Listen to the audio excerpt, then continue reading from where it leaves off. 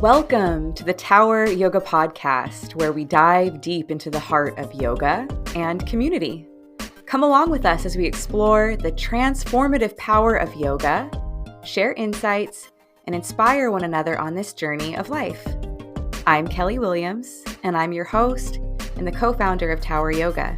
Thank you for joining our yoga community. Welcome back in, Tower Yogis. Today we are celebrating Pride through yoga and ecstatic dance. We are here and it's Pride Kickoff time right before the month of June, Pride Month. I am here with the guy, the teacher we know and love, Harrison, or as my daughter refers to him as Mr. Wibeto. At her school. So Harrison teaches, of course, for us at Tower Yoga. But if you didn't know that, then it's not, of course. Harrison teaches not only at the Hot Studio, the Mandala, he teaches at the Lotus Room as well.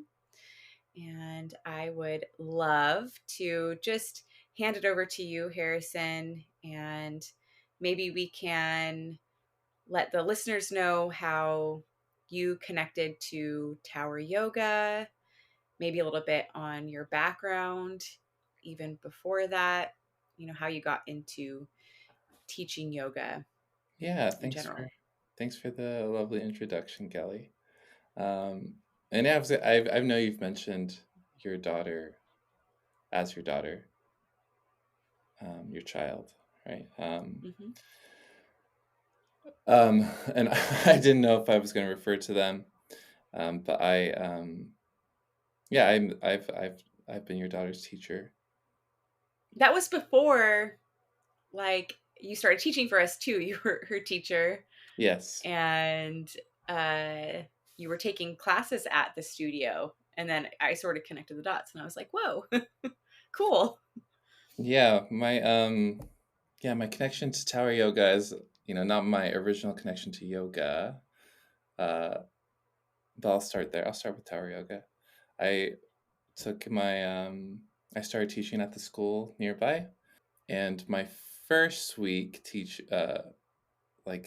before the school year started, during our PD time, I decided to start looking up yoga in Fresno, and I saw Tower Yoga was nearby. I signed up for a class a Friday evening, I think a Friday 5 p.m. class.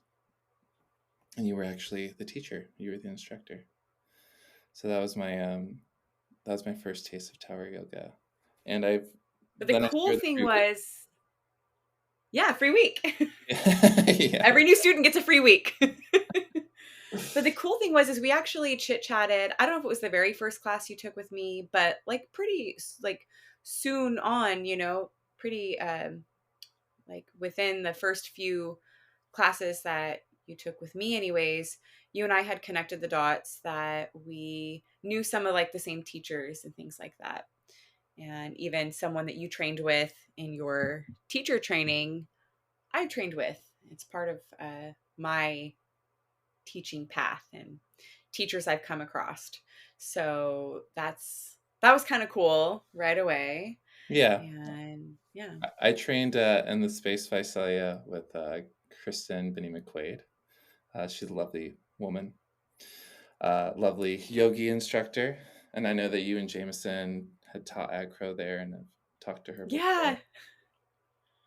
Yeah, really, really cool. Yeah. And I remember the one day I was just there, I think in my Samarasa shirt. And then we talked about Susan Marufo. Mm-hmm. So it's funny how how easily connected we are in the yogi world. I love that.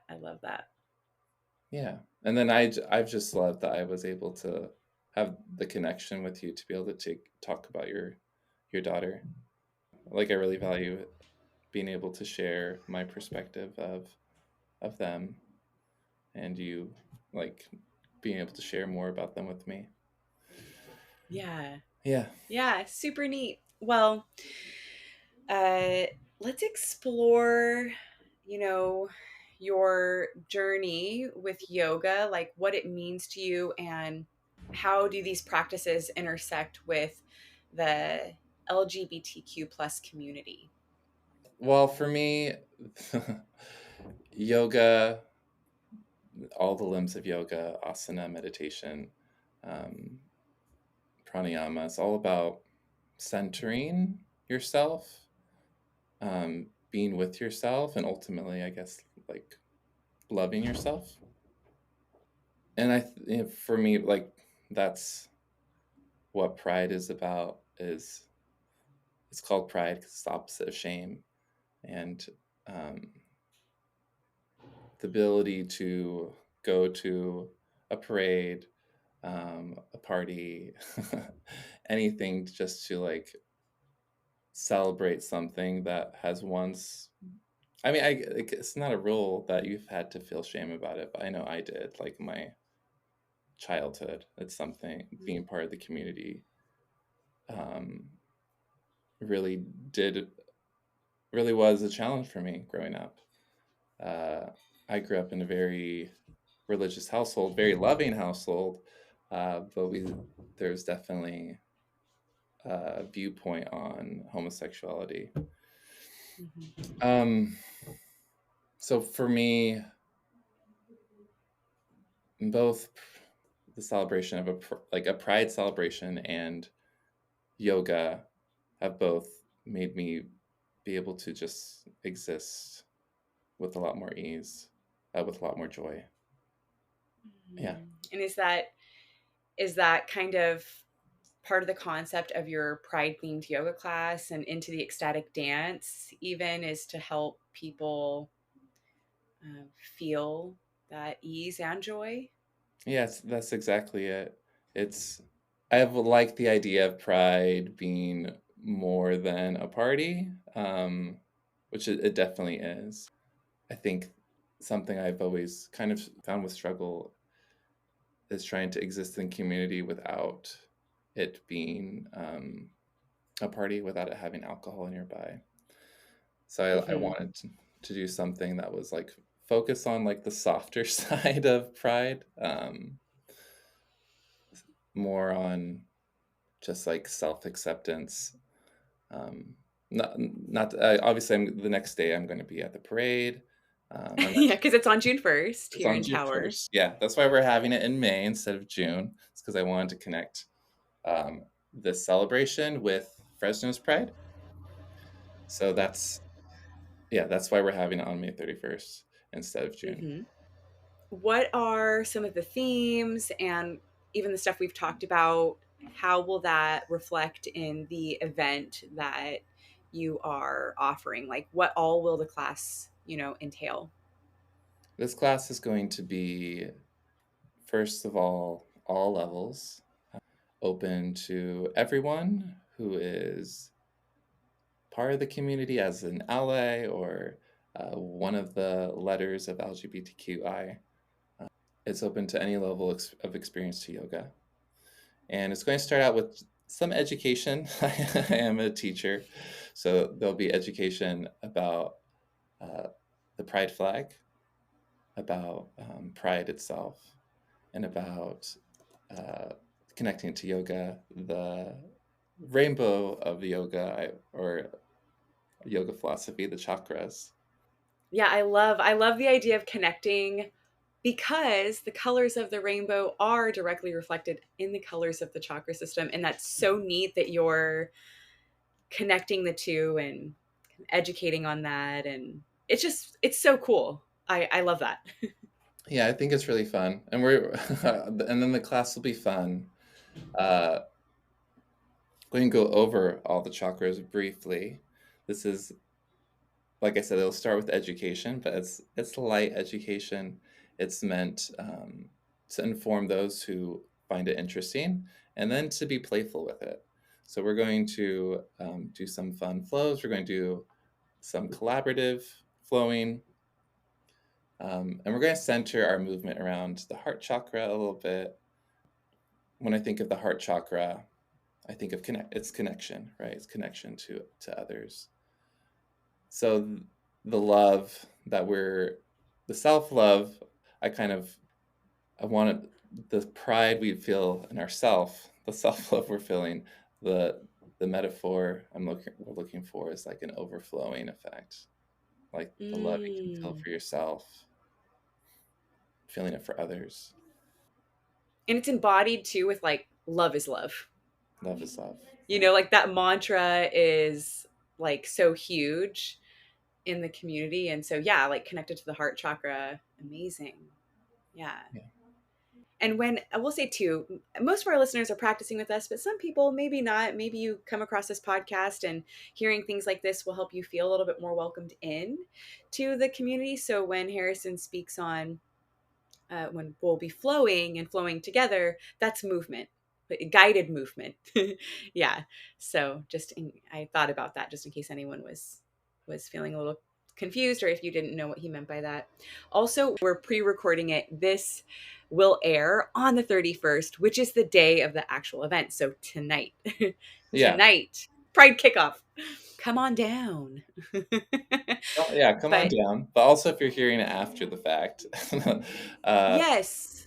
right, the idea of pride and yoga, they go hand in hand for me. For me, they go hand in hand in my life. So I guess I'm trying to share how they go hand in hand to others.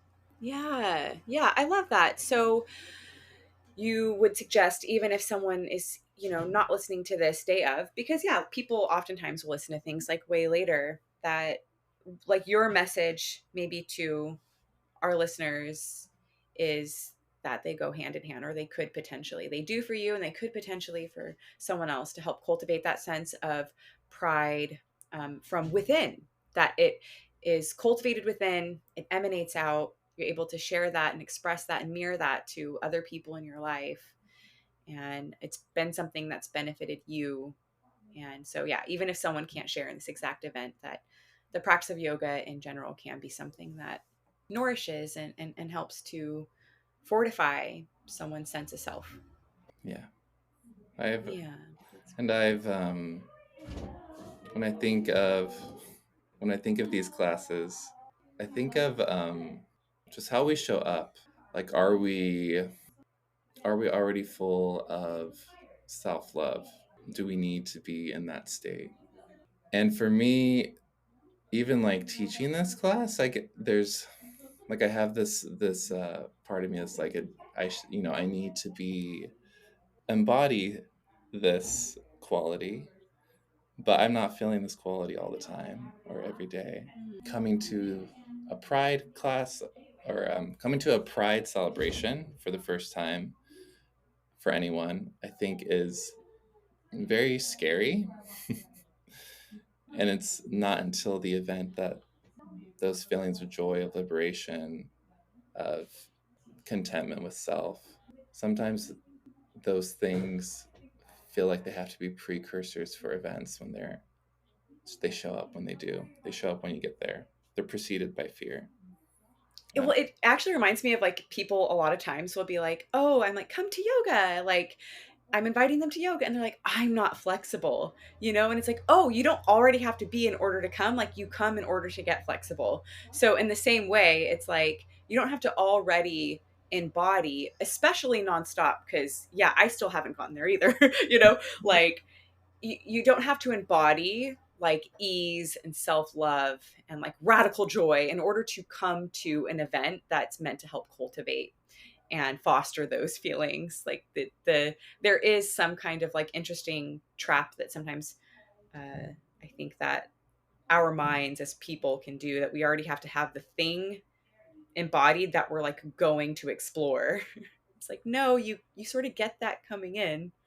A couple other points I was thinking as you were speaking is that we are so huge here in Tower Yoga about community, like so important. And so I do think that the ability to come and learn with some light education in general, because you even do that in your regular classes again. So even if people Yeah. don't make it to the Pride event.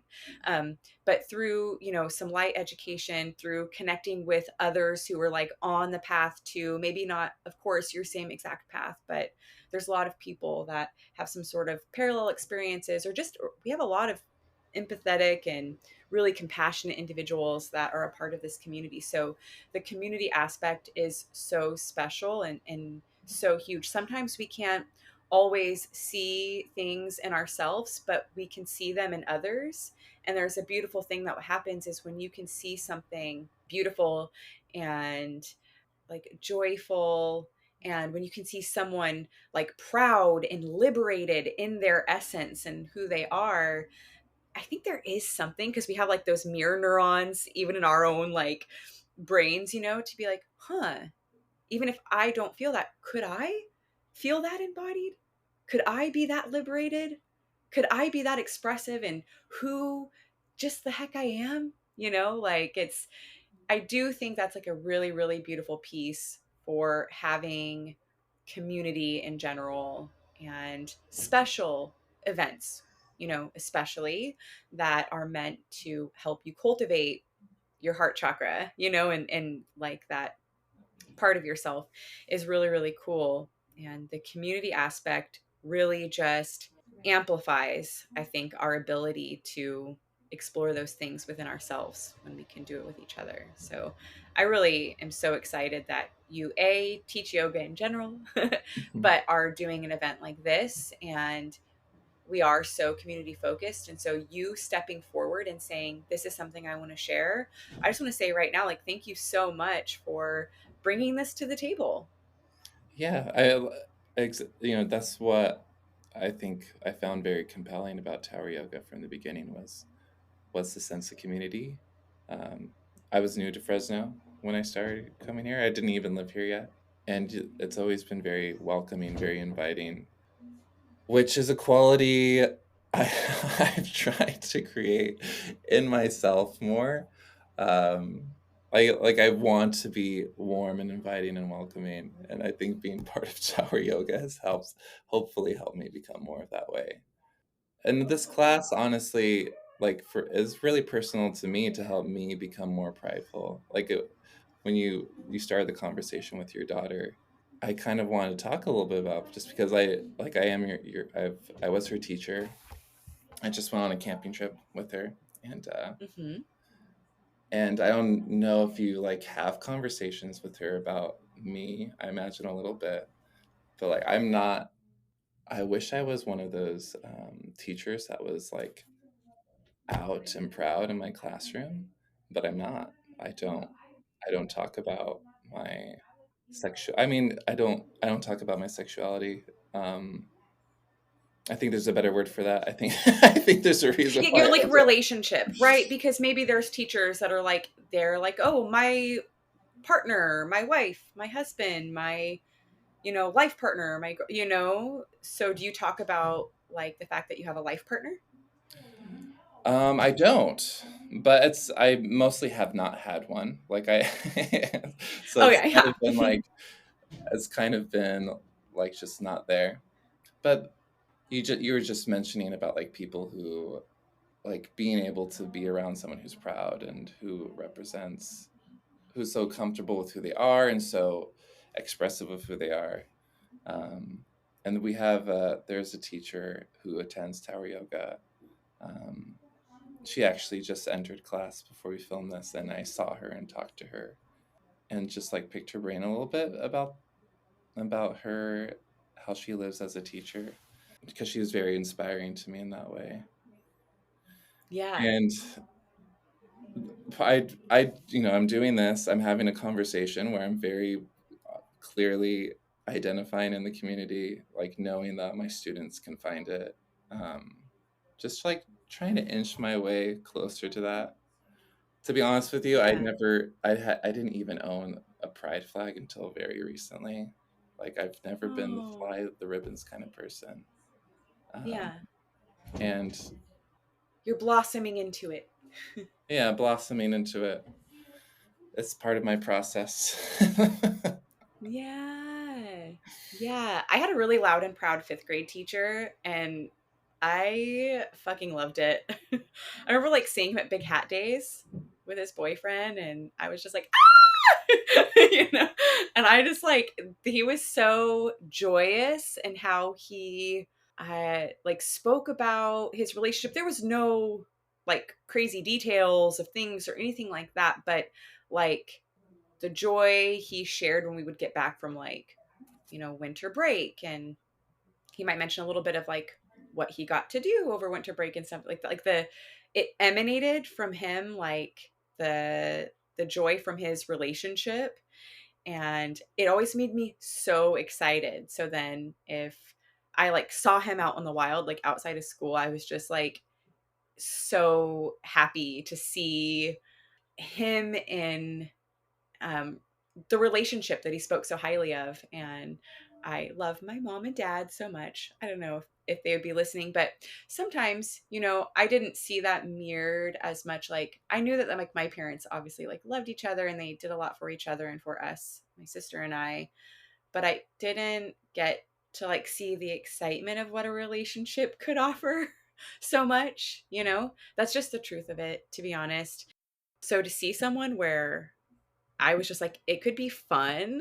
Like, it could be so fun. And you just seem like you have so much fun with your partner, And so that was, I don't know if I just speaking from like a student perspective and having that like as an example was really, really cool, Now, does anyone need to share details about their life? I don't think so, but, JMO teaches at a college level, so maybe there's some more wiggle room there, but he's like, sometimes my students will kind of look like they're zoned out, and then I'll try to connect something I'm trying to teach on to like a personal story, and then if I like show a picture or mention my wife, everyone's like, but up, like we want to hear the info about your personal life, and then it sort of helps them like re-engage. And so he's a pretty private person as well. He's not as vulnerable and just out and open and transparent like I am, which is totally fine.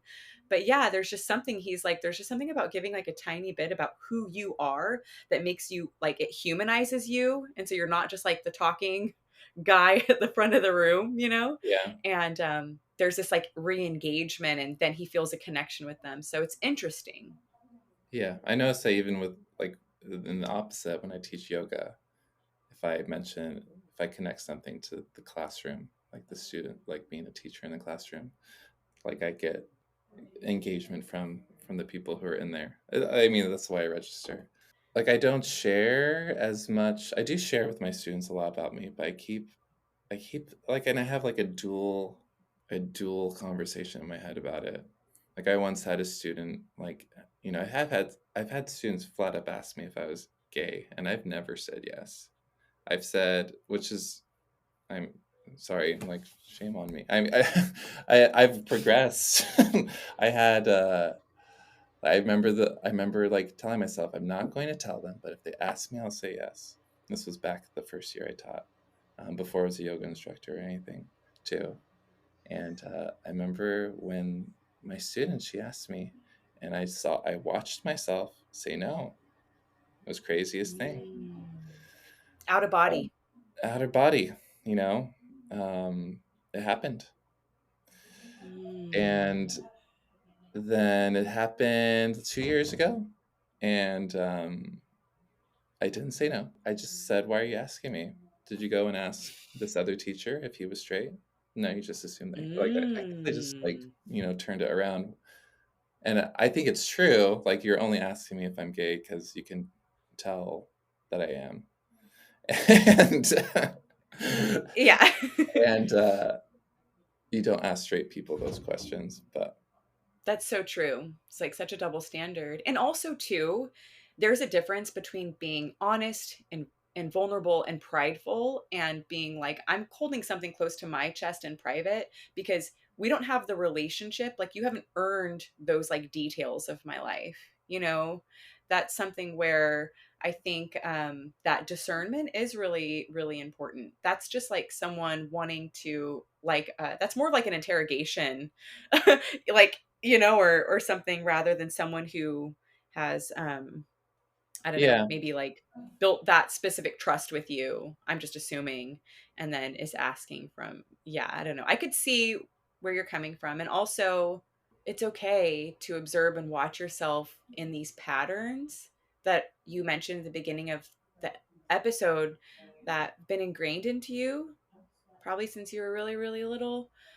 It's interesting, I think, how you reflect on those moments and then what happens as you integrate and move forward, Yeah. you know? I what shows up is always okay. Um, Mhm. it's nice to see progress. And this, like I said, I do stuff like I've taught like a pride flow before. Um, Mhm. and like I see myself like publicly doing things. Like I do have a partner right now, and I want to express how much I love him um, whenever I want to, Mm. because I think he deserves that. It feels good. It feels meaningful. Congratulations, by the way. Well, thank you. Yeah, I guess I've never been happier. We are recording. I am at the studio in the back room where like the washer and dryer are. This is real. And Harrison is actually just in the other room in like our little office space. So we're doing the damn thing. There's classes going on. I do want to mention that Farron, the manager of Tower Yoga and also the producer of this podcast, she in the chat wrote in, I want to go around and ask everyone if they're straight now. That's going to be my new thing, which I love. Well, I do want to bring it back into the event a little bit, and of course, kind of keeping it evergreen is sort of in the background of my mind now because I just we made that realization that not everyone's going to be listening to this in real time, but the ecstatic dance component, like I can sort of feel and sense in my own like mind and heart how that as a practice goes so hand in hand with pride. But I guess I would just love to like ask you like the experience you have because you've attended plenty of the ecstatic dances that I have facilitated. And so when you asked me to like help facilitate that after you teach, I was super duper ecstatic about it. And not no pun intended. Yeah. And um and I could immediately like see why you would ask that, but I'm interested from your perspective, like where the thought was with that. Yes. The word ecstatic does really go with joy and pride. But what I love about ecstatic dances are very personal things. I mean, no, they're not, but they're very specific things. I love that. I love the style of music that's played at an ecstatic dance. A typical, at least the ones that you've facilitated. You've facilitated at least half of the ones I've gone to, if not more. Cool. And like what I feel like when I dance on an ecstatic dance is I'm dancing almost like I'm at home by myself. Um, I love to like dance to Joanna Newsom or Stevie Nicks, and what plays at the club. But it's nice to just express again what's there, to express what I'm feeling. But I feel like this ecstatic dance. I think we've talked about maybe making it a little bit more like that, traditional just dancing for fun. But I do really Mhm. love that you can just like feel awkward at an ecstatic dance and just dance with the feeling of awkwardness, and express Mhm. that, express darkness. I feel like darkness comes out a lot in ecstatic Yeah. dance for me. Um, Mhm. I love that. I love that the movement is just supposed to come from whatever is active. Yeah, and like if it's dark, then let it be dark, and if it's light, let it be light, and if it's happy, let it be happy, and it's kind of sad and intense, let it be sad and intense, and It's just it's expression, like pure yes, expression, as you are, as it is. as you are, as it is. And I've never been that good at dancing with people either, so it's nice that it's there is dancing with people, but it's a lot of dancing by yourself, which I can dig pretty good. And there's definitely like there's like a, you know, if you haven't gone, listeners, there's kind of like rules, for lack of better words, maybe guidelines would be better. There's guidelines so that we create a space that feels like as, you know, safe as possible and contained as possible. And so there is like agreements that we have for being able to like go into someone else's space and like dance with them and that kind of thing. And it's not always like, you don't always have like as healthy of an option in some other environment. So there's that there. And it's really cool. I personally always, I love having our like little moments at the ecstatic dances when you and I get to kind of like move together. It's so fun. And it's fun to like connect with your soul like that. I can also be super awkward. I'm a pretty awkward person, but I own it. So You own it very uh, well, though. I mean, thank you. Thank you. Thank you so much. you're really good at like making people want. I mean, people want to like talk to you. That was the nicest thing anyone's ever said to me. Yeah, I love you. I love you too. Yeah, I really do. I really, really do. So I'm super duper just like excited to like do this together, to be able to self-express and to like mirror and reflect to each other, to like move and just foster joy and connection with the community at large. I'm excited to create like hopefully for people like my intention, yeah, is for us to just create joy within ourselves, to remember that we love ourselves, to remember that that love can go towards others, um, Mhm. regardless of how different they are from us, Yeah, and then to bring that into dance, to bring that into to unguided movement. totally. And you can be as weird and awkward and whatever as you want. And it's, it's the best. So even if you out there feel like you are awkward or you don't like really have any rhythm, like you don't have to have any. Like you can stretch, you can twirl, you can vogue, you can do whatever frick you want, and it's all welcome. But yeah, I want to segue a little bit into like talking about the importance of representation and like diversity in wellness practices. You know, we teach yoga here, you know, you and I. And I don't, do you feel that like, what's like the, for you specifically, the importance of that like representation that we have here, you know, for people who identify maybe in similar ways that you do? I mean, for me, when it comes to yoga, and I think of my identity in it, I think I would say like the biggest component for me has always been actually my gender expression. Um, as a male, identifying male, in mainstream yoga, there are a lot of, it's often female dominated. I've taken many classes where I've been the only male, and when I've done that, and I've talked about this before in groups with actually Samarasa and Susan, who I love as well. Um, Hmm. I'm always like analyzing how like what's the male to female ratio, and mostly because I'm afraid as a male that I'm stepping into someone's like safe space and making it feel unsafe for them. Yeah, that's always been a fear of mine. And it's never a fear at Tower Yoga. We have actually quite a balance between male and female identifying people. Yeah, if like we were a flavor profile, it's pretty balanced. Yeah, I think between all the things, you know, not even just male and female, but a lot of non-binary folks. And I absolutely love it. Like this was my part of like my vision that I was holding when we were even thinking about opening up a studio, because as I mentioned in like the first episode, I lived in Tower and I was just like teaching a lot of, you know, places and stuff, and they were all great, but I just thought, where's everyone?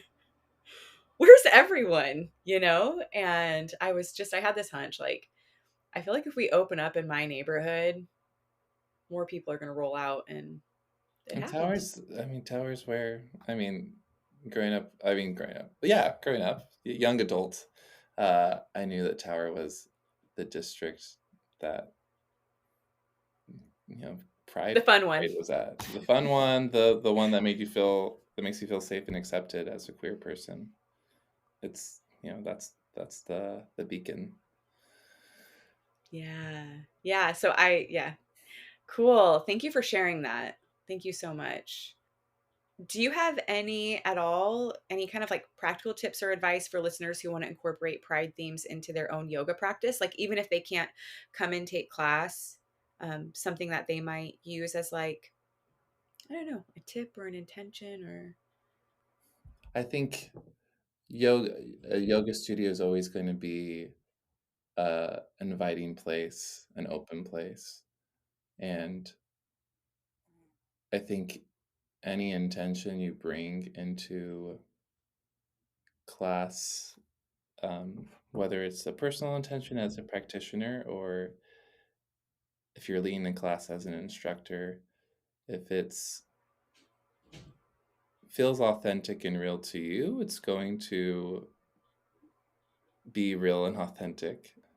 There's always that balance, right, of not making something, of not twisting something into yours, um, and honoring things that are sacred, to you, that are sacred and existed because of others, right? There's Mhm. a desire to not change it, but you can only approach it as yourself.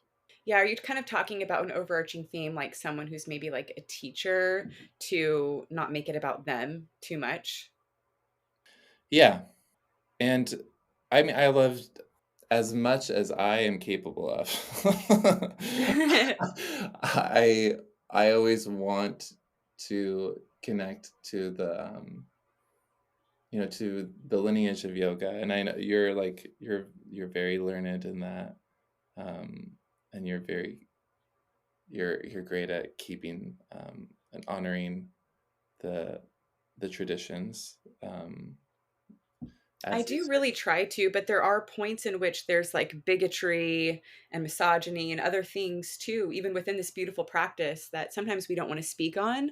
But there is a lot to, of course, like respect and honor, and I will always keep that. And I have like a devotion to keeping that, but I in no way, shape, or form have any problem veering away from traditions or things that hurt people and are things that I don't agree with that actually haven't stood the test of time, you know?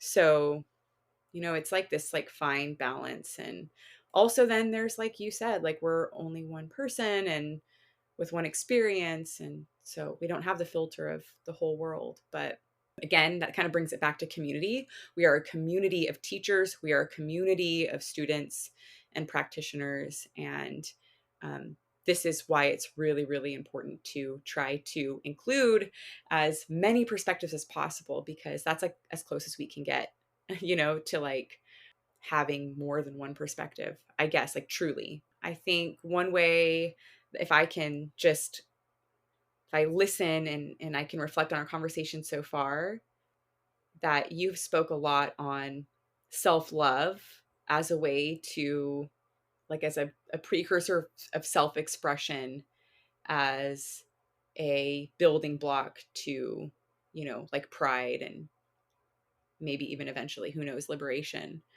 in total, like radical self-acceptance, And so if I can pull from some of what you've shared, if someone's like, how do I incorporate like pride themes as I like move through the month of June or hopefully even beyond, but just as like a highlighter, month, that yoga at its core is about self-acceptance. And that's like a good start if that's something that can be challenging. And if it's not, then that's amazing. you know? Yeah. So I just want to thank you so much for your insights and for your experiences, for sharing so like personally. And I know that this will reach the listeners and in a good way, in a way that is, like you just said, like really real and authentic. And I hope that this has in some way served you and allows you to step more and more to your embodied joy and to put to rest the old patterns and stories of shame. Yeah. You're inspirational. This inspired me a lot.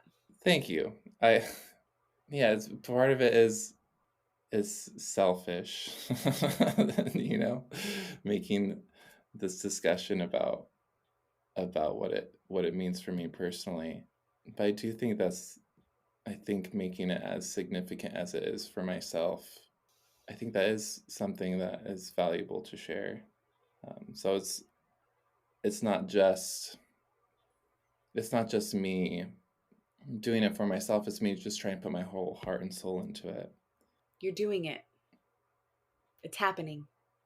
Yeah. It's all happening. And thank you for collaborating with me too. Having you like such a great ally, someone who represents tower yoga fully. Clearly, without having to, it doesn't take a very long conversation to know how accepting you are and how much you want and support the light and everyone you speak with. Having you be part of it, I think is going to help immensely with it being as joyful and liberating as I want this event to be. Thank you. I love, love, love people. I love people. I love people so, so, so, so much. So, yeah, I'm in. I'm down. How can I help? For sure. And even the people that, because there's some people I don't fucking like either, but even like at my core, like when I like go to bed at night and I say, I'm like, I still love you.